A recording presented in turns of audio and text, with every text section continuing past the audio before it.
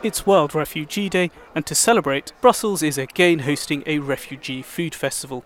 Restaurants have opened their kitchens to refugee chefs to promote integration.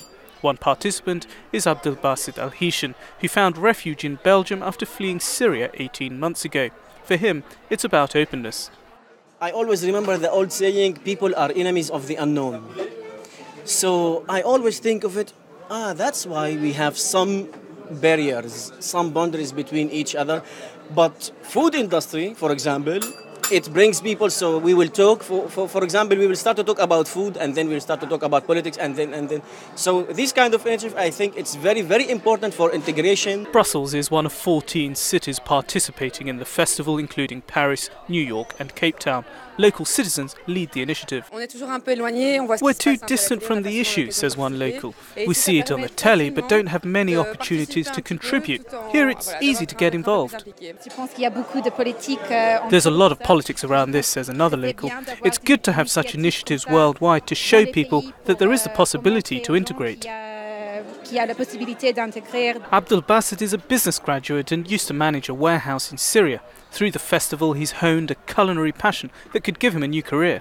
A lot of refugees, Iranian, Afghanian, Syrian refugees, they want to make something for themselves at the beginning and then for the society who accept them. I'm not going to spend my whole life sitting home and take money from the government. The UNHCR is the United Nations Refugee Agency. Every year on World Refugee Day, they publish their latest findings. Violence, in particular war in Africa and the persecution of Muslims in Myanmar, meant 68.5 million people were displaced last year, more than ever before. About a third fled to other countries, and more than half are children.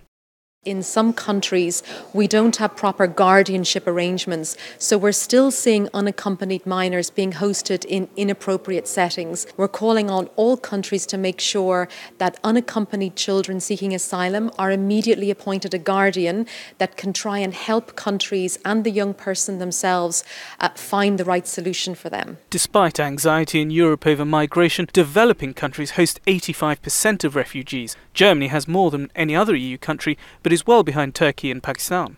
The reality that we see nowadays with what happened with the Aquarius ship points to the fact that we need a proper system in Europe. We need a solidarity mechanism which can help all member states work together to provide protection for those who need it and to properly manage asylum and refugees issues in Europe. With global displacement up for the 5th year in a row, it'll no doubt be on the agenda at this month's EU summit.